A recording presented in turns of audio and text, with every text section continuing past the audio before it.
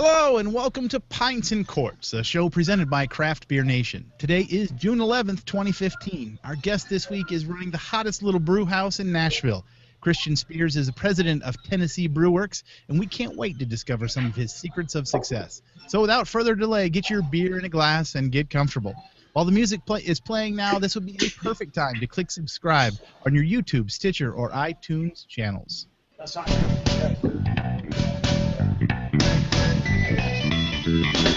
Time now for a look back at the last week in the craft beer industry.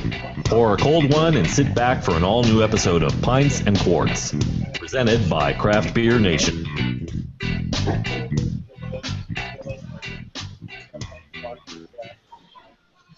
All right, it is Thursday night, and we are live with Pints and Quarts. It is great to be back on Thursday nights after a couple of weeks of diversions for our fun saver stuff. We actually didn't even I forgot to announce at some point on social media that this is 1 year. June 6th last year was our first episode of Pints and Quarts, so hooray for us for sticking with us for a year. And we get to talk to these interesting people, such as Mr. Christian Spears here. So, hey, Christian, thanks for joining us here on Pints and Quarts. Tell us a little bit about your background. You weren't always from Nashville, right? No, I kind of took the long and windy road to get here. I was originally born in Maryland, and I spent a lot of time in North Carolina, New York, London. I even lived in India and Central America for a while. But I think it's a lot of what I've learned and it's getting applied here came from those journeys throughout the world. But ultimately, I call Nashville my home. Very proud of it. Very proud of being in Tennessee and everything the state has to offer. And I have a lot of really good friends here too. So they were all kind of the backers and the folks that got behind us to start Tennessee Brew Works in the first place. So that's pretty cool. There's two of you, right, that started this? Yeah, there was two of us. An old friend of mine who actually I met after college. We both went up to New York together and work, and he ultimately he was the first person to introduce me to craft beer, and actually introduced me to homebrewing. Which is a very scary thing. It can lead to crazy things like ultimately opening a brewery someday. But it was like one of these experiences where we're kind of hanging out, and he was dying to show me his craft beer he had brewed. And I think I told you a story offline before about a buddy who had brewed some wine, and it was just an awful experience. And I was not excited to try his craft beer. He said, "Oh, my homebrew is amazing. You're going to love it. Everyone loves it." And I was fine, I held my nose and took a swig, and it was an oatmeal porter. And it was pretty awesome. And it was one of those moments where I was kind of really shocked that not only could somebody brew beer this good via homebrew, but that he was doing it. And so he kind of inspired me to get involved. And then, many years later, actually, and this was probably 2006, if I recall correctly, so many years later, we were sitting on a deck brewing a Belgian triple, which we actually called Triple Spears at the time. So it was the first time we'd ever really brewed together, and the seed kind of got planted that day and grew into what's Tennessee Brew Works today. And obviously, you spent some time here, you could see that a whole lot of other people got involved along the way. And but it's kind of beyond our wildest dreams now. We have this fantastic head brewer now. She's a PhD in she's a microbiologist, but her PhD is actually in yeast. We got her from Vanderbilt, and now she's leading the charge on the brewing side after starting a nice lab for us. So we're proud of the beers we make. We're very proud of the quality assurance and quality control that coincides with our beer, and the whole team that's kind of come together behind it. It's just been amazing for us. So. Yeah, I remember, I think it was a little more than a year ago that I came through Nashville, and we stood there and I tasted some of your beer, and I thought the very first thing that came out to me was how well fermented things were, how the clean profile of the yeast was there. There wasn't anything in there that you didn't want in there, and that comes from having a microbiologist on staff and someone who cares so much about it. And Laura, I think, fits the bills on that. She's smart and she cares, and I think that makes a big difference. And she's creative. I always feel like brewing, you need to be a baker and have that precision behind it. And then you also need to be a cook as well, a little this, a little that. And I feel like she really understands both sides of that. She's, left brain and right brain. And we're really proud to be to work with her and have her lead the brewing side right now. So. Well, let's talk a little bit about the equipment, and anybody, you other guys can get warmed up and jump in here too. But I want to talk. I want to get Linda going on this too because she's as fascinated with it as I am. Tell us about your mashing filtration there. There's not many people that are using that type of equipment. Tell us a little bit about how you got into that and what that's doing. Yeah, well, we have a Mira mash filter. Actually, there's some folks approached us with the idea originally, and we really got interested in it. And but we were scared too because, like you said, not a lot of folks are doing that. Well, the truth is, not a lot of folks are using mash filters in the United States or even North America for that matter. But throughout the world, a lot of folks are using it. It's just very uncommon here. And the mash filter, unlike like the lautering process, is not using gravity. It's kind of forcing the grains through these filter plates, and it's kind of like a giant compressor. And we force the mash through these filter plates, pull out the spent grains. But these filters can capture really fine grains. So what's that do? It allows us to beat our grains into really fine powder, as opposed to just cracking and breaking the grains. That really fine powder allows us to achieve a lot more surface area use, or get a lot more efficiency out of those grains. So we can actually get the same efficiency with far less raw material, energy, time, water than a traditional German lauter tune or lautering process. So as a result, they're telling us that we're getting about same efficiencies with about 20% less raw material, 20% less energy, and 50% less water. I can't really prove the water thing outright, but the point is the efficiencies are there, and the Mira folks are giving us a lot of the initial data on that side. But I just want to point out, Mira is over a 100-year-old company. About 25% of all the beer brewed in the world travels through a Mira mash filter. I think the number is somewhere around 80% of all the beer brewed in Belgium travels through a Mira mash filter. So depending on where you go in the world and overall, I mean, people are using them. They're just not using them in North America. So we were taking a chance in that when we had a problem, we had to call some folks in from Belgium to help us out. But now, at least five other breweries I know of have bought the Mira mash filter. Actually, let me make one correction. The Mira micro mash filter is what we were using. And the Mira micro mash filter, we were the first ones in North America to use that. I was gonna ask you why you chose the micro instead of anything else. Size, we were starting out. Money, the junior, which is the other size that exists in North America, prior to us, is being used by Full Sail Brewing Company out in your neck of the woods in Oregon. And and they're pretty fantastic people. Jamie Emerson's a pretty great person, and Alaska Brewing Company is also using one, and they love it. Yeah. Gilgamesh has also put one in, and you can really taste the difference. Yeah, I mean it's a pretty incredible piece of equipment. It made a lot of sense to me, and I almost start wondering, well, why doesn't everyone do this? But the reality is that when we first did it, the micro mash filter, we were the beta. It was absolutely frightening as a startup. We were taking a big chance. We didn't know what was going to happen when something broke down or if it didn't work right. What were our options? We didn't have a lot of people we could call. And the folks who put it in, Centec organized it, and a company called Agers Brewing Systems created the whole thing for us. They stood by us and made sure that everything worked, and they continue to stand by us today. And like I said, at least 5 other breweries have put in the micro mash filter since us, and I think even more of that about to come online. And those folks are responsible for a lot of that. You would think.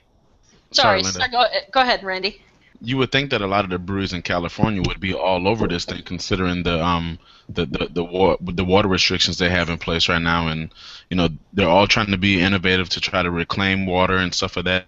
But if they could just simply reduce their water usage by installing this filtration system, I mean, that would get them, far down the road already toward water conservation. I mean, it's just interesting that it's so popular throughout the whole world, but not so much here in the States. Yeah, it will be. I mean, I think it's just a matter of time. I think, taking that first step was, like I said, was a big risk. But now that it's happening, there's a higher level of comfort that's starting to enter into the community to use this piece of equipment. And, I mean, we're so happy it worked out. But I can't emphasize enough, it was a risk at first. We were very nervous about it. And then if it didn't work out, we were out of business before it even got started. So Wow. there just was nobody to call outside the guys in Michigan from Agers and Centec who helped us coordinate it, and then of course the folks in Belgium who sold us the equipment. There's just nobody else. That's changed now, and as more and more folks get involved, there'll be more options, the more people available for repair and to assist. So I think it's going to change. Now, did the people who organized and set up the system actually choose the plate size for your system? They did, and actually, Mira determined that, but the amount of plates was kind of determined by the engineers who kind of helped us set it up. But we were going to go to higher gravities. It probably makes sense to add more plates, and they have suggested that. That's just going to be something that's going to cost a little bit more money. And we can get in this later, but we're in Tennessee, so higher gravity beer is not really something we're looking at too often right now until the laws change here. So for now, we're probably happy with what we have. But when the laws do change here and allow us to really branch out to higher gravity brews, then we probably will add plates. Yeah, I actually had a question. Sorry. Go ahead. Well, yeah, I had a question about the law, actually, because I heard there was something in motion that they were going to potentially up it soon, because I know it's 6.25, and I think the national average, if you will, for craft beer is 5.9%, but I personally think it's a little higher than that. I was just wondering if people ever give you any, maybe kind of slacks, because they want to come in and drink the higher things, out of towners and stuff. But it was, we hear that all the time. I think I think people compare Tennessee beers to beers in other states. I think it's really apples and oranges, because when you see high-rated beers, and often they're 8%ers, and they're just letting the gravity fly, and they're letting the flavors and the robust flavors to flow, and there's a real skill set, I think, that coincides with trying to create an interesting, flavorful craft beer at lower alcohol levels. I think that can be very difficult, but yeah, people are coming here looking for the higher gravity beers, and the fact is that very few of us are even making them at all, because not only is there very few outlets to sell that beer, we have to sell it at liquor stores. We have to sell our beer at liquor stores, which means if you're not packaging, you're probably not going to do it. Yeah. And the taxation on that, we get taxed. Think about the tax they apply to a fifth of Jack Daniels. A fifth of that beer gets taxed the same way. There's just no price we could sell it at that would be reasonable to justify, paying that tax. So it doesn't really make sense until that law changes. Now, right now the law is set to change Jan 1, 2017. So at that point, it's going to go from 5% by weight, which works out to be about 6.25 by volume, to 10% by weight. 8% by weight, which goes out to be about 10 odd by volume. So that's going to change, but that's a year and a half out. So we got some time. I think in the long run that kind of works in your favor, because now you guys are being forced to kind of get creative with your beers, probably because you can't stand behind the huge alcohol presence that some folks can stand behind. You guys have to really get the creative juices flowing and make really good beer that people are going to want to come and drink anyway. Sure. And at the CBC they were talking about the hot categories. IPA, super hot still. I don't know if that'll ever change, but session beers were very popular. Big discussion point around that. And while a session beer, I guess by definition, is below 5.1%, Tennessee's done a really good job. Tennessee breweries have really honed in that skill, creating really cool things at that 5 to 6% level. And like I said a minute ago, I think that takes a real skill. I think that we've really developed that nicely, and as a result, we're creating beers that are very quaffable and fit that kind of that session definition, almost at least. And a lot of people are liking that. And I think once people get more and more into sessions across the country, I think we'll be able to stand toe-to-toe with them. And then we'll still once in a while make our 8-10% beer and have a little fun. It's better for the brewery, though, making a session beer. It's better for us trying to get work done. Yeah, well, that and less ingredients, beer consumed faster because it's not high ABV, so people can drink more. So better margins there. You definitely get a lot of flavor packed into low ABV beers. People don't realize that or look into it at all, really. Yeah, it's true. I mean, I agree. I mean, if the law was, not as prohibitive, I think that we would still, um, I think we still brew the bulk of our beer the same way we're doing it right now. We just have a few other options to kind of showcase and have fun once in a while. We'd have our ones and dones and all that, but at the end of the day, our cutaway IPA at 6% is what I would probably prefer to drink. So. I really don't think you could go. To me, that's the thing. Randy always likes to ask this question, and I always feel that it's a good one, and that is your identity as a brewery. And in this case, you kind of are being forced to make these smaller ABV beers. So in Tennessee, you really can't be an alchemist where your identity is a 10% or an 8.5% double IPA. So you are litigated into a formula there. But I can tell you that there again, this was a year ago, but that I was there. But we stood at the bar upstairs, and we drank down through the tap line, and there wasn't anything there that I thought, wow, okay, that's an ESB. They just threw this one on the tap line so they could have an ESB. I felt every single thing was crafted and engineered and designed to get as much flavor as you could out of the things that you had to deal with to make that beer. So Right. I mean it's a total testament to the talented people that you've got working there and the hard work that you've put in too. But everybody here has been to a brewery that like has one knocking it out of the park beer that everybody goes crazy over, and then let's make a lager. Let's throw a Hefe on there or throw a wheat beer on there for whatever reasons. It's summertime, so I really think that you guys pay a lot more attention to all of them because of the regulations that we've got. Sure, and we also, we're really taking advantage of, something we think is very important, which is, we started with a quality control insurance, and we found somebody who could really execute as a scientist, but she's an expert in yeast. So we actually, for our five flagship beers, we're using 4 different yeast strains.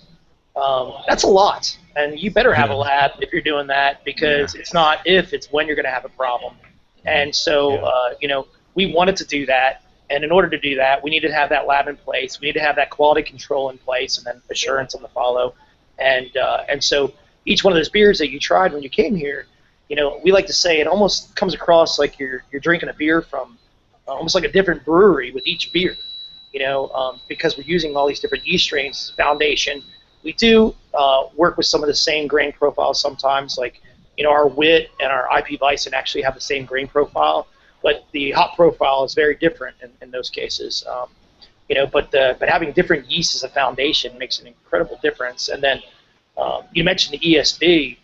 Of all the beers, I feel like an ESB, if you do not have a clean profile, if you do not have, if there's any off flavors, man, they're going to shine through. You're not going to be able to hide those. And so that beer, we're so proud of it because it is so clean, and it has such a clean profile overall. And it really is. I lived in London for a while, and you could get a nice ESB or a bitter on the corner, and they're brilliant. And I feel so proud that we have a good one. We're making one right here in the middle America. Well, when I travel, I always I go into the brewery and I get a flight, and I think, what am I going to get a growler of to take back to the hotel room? And with you guys, it was really a hard decision. I did end up going with the ESB because I love ESB. There was the roasty quality there that not everybody can get to come through, and you guys nailed that. But tell us about the Ryman Saison. Oh yeah, so one of the things we really like to do. I mean, beer is a perishable product. It tastes better close to the source. We're Tennessee Brew Works, so we've kind of really hammered point home that we want to make our beer here. We want to represent our beer here. You're probably not going to get it in Oregon or California unless somebody throws it in the trunk and drives it out there. We're going to be here. Maybe we'll hit the neighboring states and so forth. But anyway, we want to stay close to the source. Farm fresh food, close to the source. Tastes better close to the source, and we want to integrate that into our beer. We do that in a couple different places. Our sweet potato stout, or the basil Ryman, which you mentioned.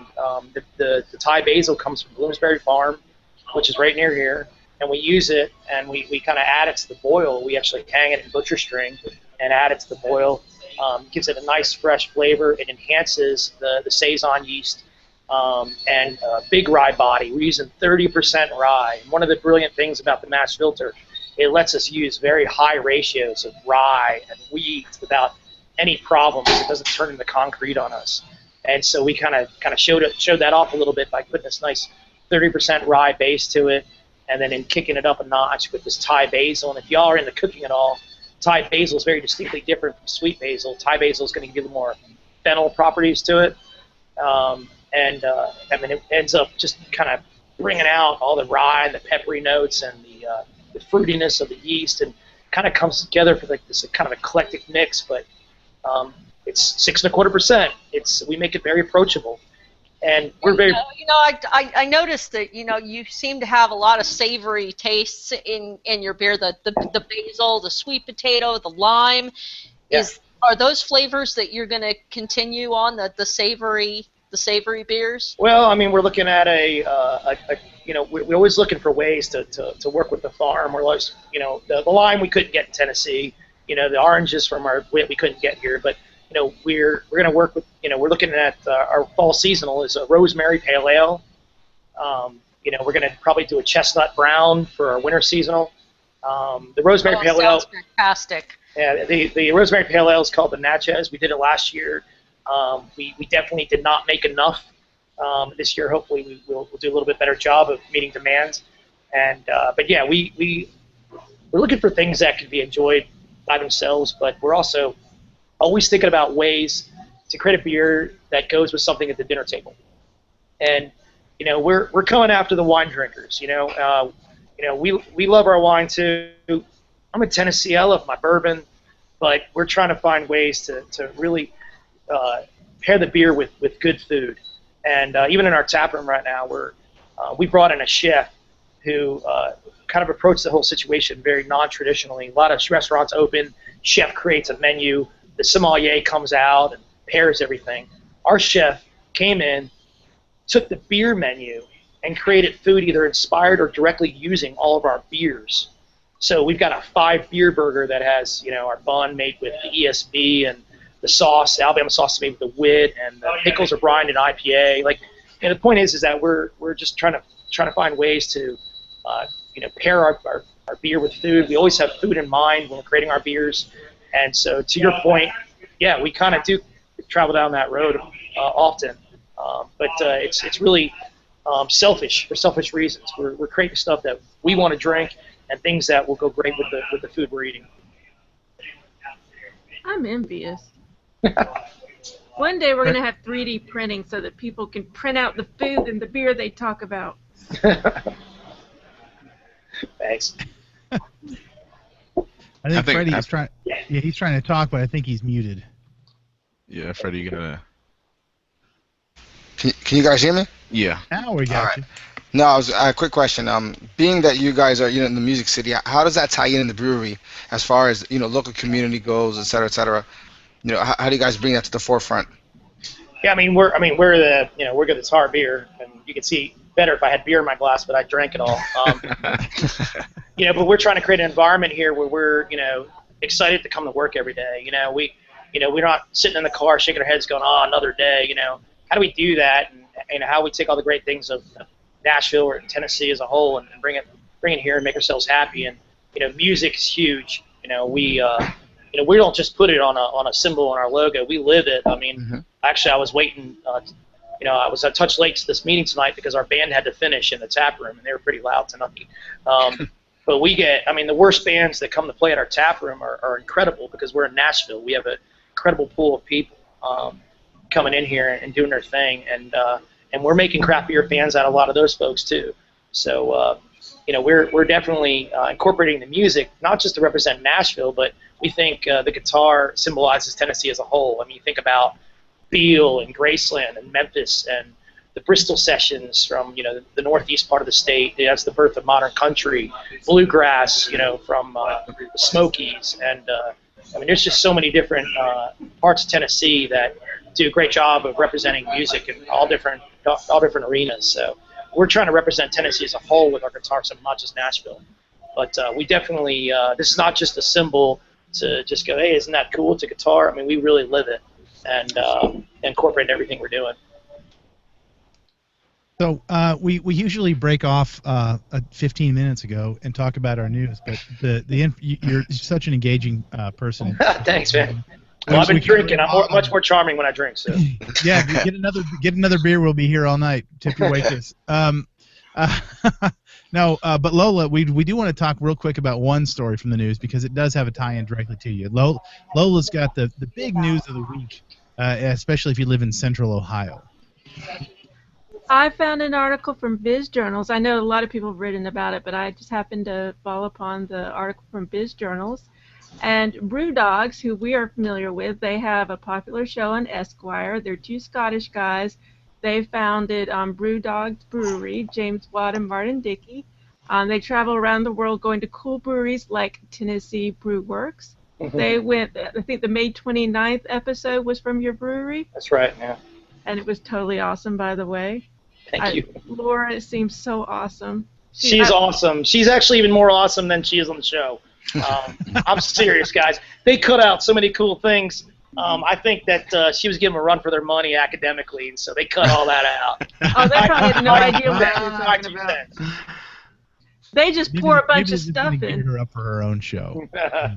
Hey, guys, you got to give me 1 second. I got to go plug in. This laptop's going to die. Give me a second. Go for it.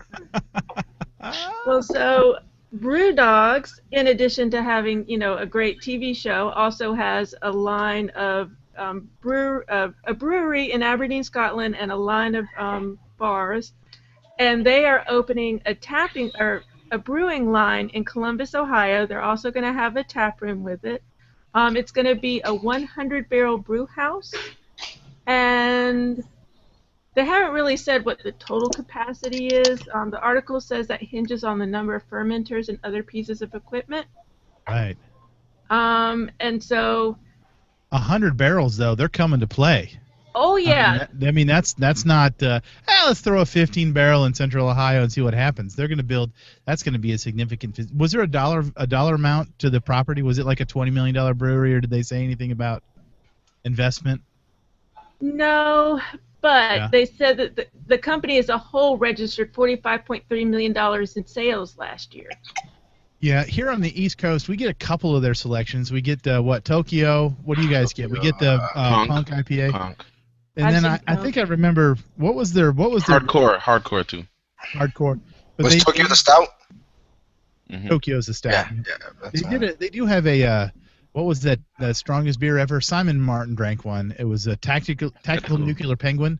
We saw that this past weekend, didn't we? Yeah, we did. It was on a shelf. It's 47%. Yeah. So I would probably die.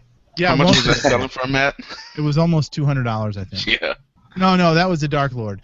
The Tactical Nuclear was like $60 or something. There's a bottle shop in D.C. that has all these, Dark Lord, 3 different colored caps of Dark Lord and stuff. It was insane.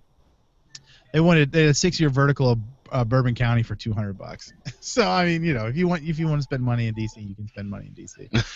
But they did an episode with Christian in the Tennessee Brew Works, and it was actually, I have to say, I shouldn't admit to this, but we're having them on the show in July, and I had never seen an episode. I don't get cable, and I'd never seen an episode of the show. But I watched today. My first ever episode was this, and they brought in and they played music to power the equipment for the brewing process. I thought I sent you a link for one that was like local to me anyway. Okay. Did you? I didn't see that either. But I didn't read it. I'm excited about them having the U.S. brewery because I mean their beers are kind of, they're not cheap. Let's just say that. Spendy. Right. And, so that should bring the price down when they do come to the States. So I'm looking forward to that, being able to try the beers at an affordable price. Well, it's a good idea because they're really well known in the market here. I mean, the American Craft Brewer, they're watching the American network shows. So a couple of their beers are even book 1,001 beers you need to try before you die. So that's also yeah. How far are you through that? I think I'd add the Basil Ryman to that list. That sounds I'm telling you, they're all good. So Hollywood once they get the bottling line set up, Tennessee's gonna start bottling at some point in the next 20 years. When they bottle or can or something, you guys will get some distribution. Almost what you don't know, Christian, is raise your hand and wave at the camera if you've shipped beer to someone before. Yeah, all of us have done that. I plead the fifth. So we are the people that will distribute for you. You know, I've shipped plenty of olive oil to the West Coast. Yep. And samples. I ship soda all the time. I probably seem like a terrorist when I drop mine off. Yeah, so we're anxious to get our hands on it.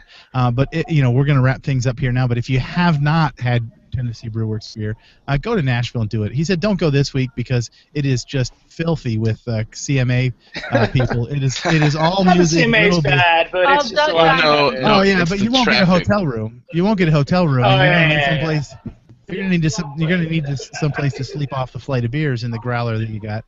So don't go this week, but make an opportunity, find an opportunity and go, because there are lots of cool things to do in Nashville. I'm not a big country music fan, and I did not find that I was overwhelmed with country music at all. I always felt, Nashville, country music, twang, everything. No, every restaurant had something in it, and there was a lot of really great music going on there. So it's really like the Austin of the Northeast. Everybody wants to go to Austin for live music, but Nashville's got it all over Austin. I mean, indie music, rock. I mean, you name it. Bluegrass. I went to a conference out at the Opryland Convention Center, I guess is what it is outside of town there, and the McDonald's has a stage in the corner. No kidding. Like you can go to McDonald's and play a set at McDonald's. So. Oh man, I'm loving it. You go to Vegas and they have slot machines in the airport. You go to Tootsie's in our airport and the musicians incredible. So that's our version of that. Yeah, don't just go for the music, go for the food. Yeah, we got a great food scene here. We're trying to be part of it, and we think we got an incredible chef. We're very proud of that too. So. Watch out for the hot chicken. Watch out for the hot chicken. That's what I want. If you are spice intolerant, do not try the hot chicken. Stay away. Well, we're going to talk about a few beer releases. Odell Brewing has got Brombeer Blackberry Goza.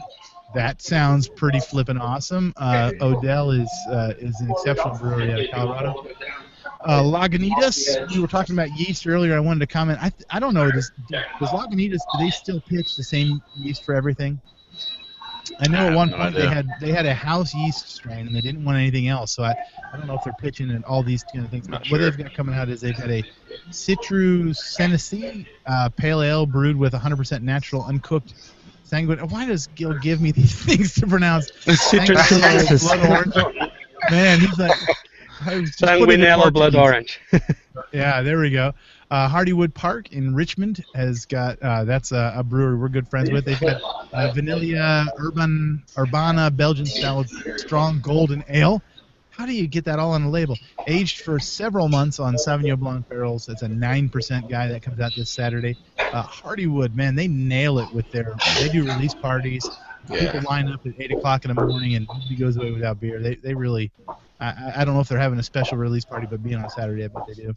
They are, yeah. We drank their Foolery at Savor last week, and it was a 14% stout. That was one of the highlights of my weekend for that brew. Yeah. Denver Beer in Denver, Colorado's got Tandem Pedal Double IPA brewed with Mosaic, Cascade, Nelson, Savan, and it's a 9.7 guy. So we have not talked about a beer under. No, wait, no. Christian could make a Goza. They could make an under 6% Goza. We did. We actually made a strawberry hibiscus Goza for our block party we just had. We did the release. We pulled the tap. And we never pulled the tap back. It was gone. Wow. It was. So Laura's part of the Pink Boot Society. It's the Women of Craft Beer in Nashville. And we actually have several breweries here that have women brewers, and they got together and brewed this beer, and we were part of that, and we did that release. So FYI, little plug for the Pink Boots, but we did do a Goza here as well. Fantastic. I have Tennessee. I tried a lot of the beers when I was there, and every single one was amazing. I have no complaint about any of the beers. Yeah, we covered that too, Gil. I was telling them all about the tap line. North Coast in Fort Bragg, California's got the Grand Cru brewed with Pils malt and agave nectar.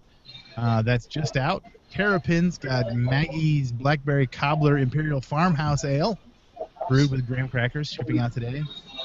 Crooked Stave has got, anybody think it's a sour? Anybody think it's a sour that I'm going to read? Origin Batch 5 of Burgundy Sour aged in oak barrels came out yesterday.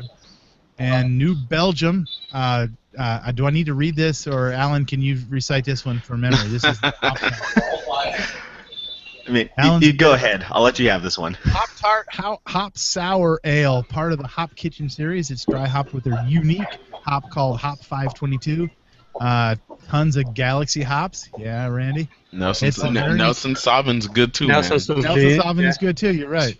It's a variant of a collaboration done with Blue Jacket, done in 2014, and Blue Jacket is killing it too. So that's a draft-only thing, so you got to go there for it. But that's not really that bad. What other releases? What's your next beer? What's your next little special one-off release, Christian? Actually, our next beer up is our Farmer's Beat. It's going to be we call it the Act 2 for the summer. It's a saison made with beets. So it's a farmhouse beet beer from Delvin Farms. We're going to add a little Sriracha Ace in there, give it a little lemon on it as well. That'll be a 6-week brew, so really it's going to be, we'll probably keep it under 4 batches. And that's going to be the next one. That'll be out by the end of July. We're going to do a release at the Farmers Market here in Nashville. So that's what's next on deck. We just got done releasing the Nash Bison, IP Bison, so that'll be the next one. Oh yeah, we didn't talk about that. Yeah. Tell us real quick about that. I wanted to get that on the air too. Oh yeah, well it's we took a Hefeweizen yeast. We don't have any truly German beers on our tap wall, and Laura really wanted to showcase her chops again with the yeast, and took the Hefeweizen yeast, but she subdued it enough so it was very complementary to this very German hop-centric profile that she put on. And we're using Mandarina Bavaria, whole melon, Hallertau Blanc. These very hard to find German hops that are very cool, give it very tropical fruit profile though. It's like mandarin orange, pineapple, grape, and that banana kind of comes in nicely and complements it, but doesn't overpower it. And then just make it really interesting. So it's an IPA with a Hefeweizen yeast, but we did it with a wheat base too. So it's an IP Bison, but it's it's a white IPA Bison. So to have a little fun, we call it the Nash Bison IPA. The Nash Bison IPA. Yeah, it's delicious. I've had 2 while we're on the air. Yeah, he's gonna need a ride home if anybody calls by. I was going to suggest that y'all should have like an English major too, since you have a PhD in science. But it sounds like y'all don't need any help with words. So. Oh no, actually the guy who's standing about 20 feet from me writes for Cracked Magazine, and if you look for the descriptions of our beers online, he wrote those. So you said Craft Magazine, not Crack Magazine. Cracked. Yeah, Cracked. Oh, I thought you said Cracked, like Mad Magazine, Cracked. I was like, yeah. Woo, I need some crack. There's a magazine for that. There's a magazine for everything, I prefer something with pictures. Is that what you meant, by the way? Exactly. Right. Let's go through the release, the festivals here real quick. The National Homebrewers Conference is going on right now. That's the AHA puts that on. That is in San Diego, California. I believe tonight was judging for the finals, so there'll be lots of really happy people at the award ceremonies coming up here this weekend. Molalla Brewfest in Molalla, Oregon. Is that close to you, Linda? Molalla is not close to me, not at all. Definitely, I am so sad I can't make it. Well, Portland Fruit Beer Festival is a couple hours away. That's also this coming weekend.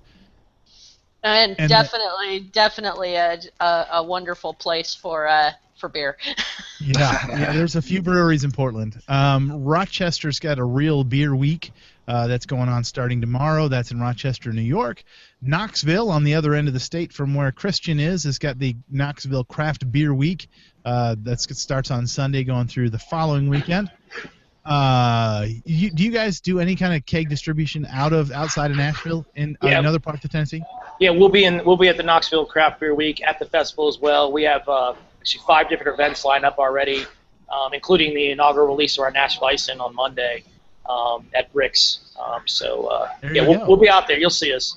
If you see Christian there, just walk up and ask him, say how he's doing. So he'll be there. Don't judge me. I drink for a living. So. Yeah, that's what I'm going to do. I'm going to pick on you. That's what it is. Houston Beer Festival in Houston, Texas is 13th and the 14th. That's Saturday and Sunday. Foothills 10th anniversary party.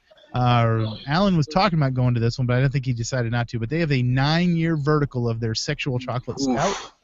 Were they doing barrel-aged versions in there too, Alan? No, just the normal one. Just the normal. They said they're going to pull out a keg of last year's barrel aged to make it 10 beers, but nothing special beyond that. It was a spendy buy, right? It was like $100 for a ticket for Friday night. Yeah, it came out to like $98.50 after fees and stuff. Yeah. So. But for the party, for the anniversary party with the 9, the vertical, there's no ticket. It's open. It's as arrival. You order. And for the Saturday event, yes. For the Friday night, though, they had tickets. Yeah, and they were gone in minutes, right? That's awesome. So, yeah. Des Moines Beer Week is Des Moines, Iowa. That's coming up on the 14th through the 20th. I see a note here. Is Ricky Potts going to attend that? Because they have a badge for it on. They have a badge. Oh, well, maybe he will be attending it then. Yeah, Ricky's he loves the Untapped badges. So that is the Des Moines, Iowa. I think that would be the only. I don't know. Des Moines is a nice place. There are nice people in Des Moines. I'll stop. The North Carolina Brewers Celebration in Charlotte on the 27th, and then also on the same day as the Foothills thing is Tour de Fat in Durham. That's on the 20th of June as well too. Alan, that is a pretty good time, is it not? It's an amazing time. Everyone should go to one. Everyone should go to one. So that's the happenings, and we are out of time for tonight. Do you guys have any parting questions or parting thoughts? All right. Well, then find yourself someone who will ship. Find yourself a friend, a mule in Nashville. They will ship you a growler of any of their stuff. I'm not kidding. Just say go in and randomly pull one of the tap handles. I don't care what's in it, and you will be satisfied with what comes out of the tap. So have them ship you some beer. Until next week, find some great beer, find some great friends, and mind those P's and Q's. Cheers. This has been Pints and Quarts, brought to you by Craft Beer Nation. You can show your support for our podcast by subscribing to our content on YouTube, Stitcher, iTunes, or our website, craftbeernation.org. Thanks for listening.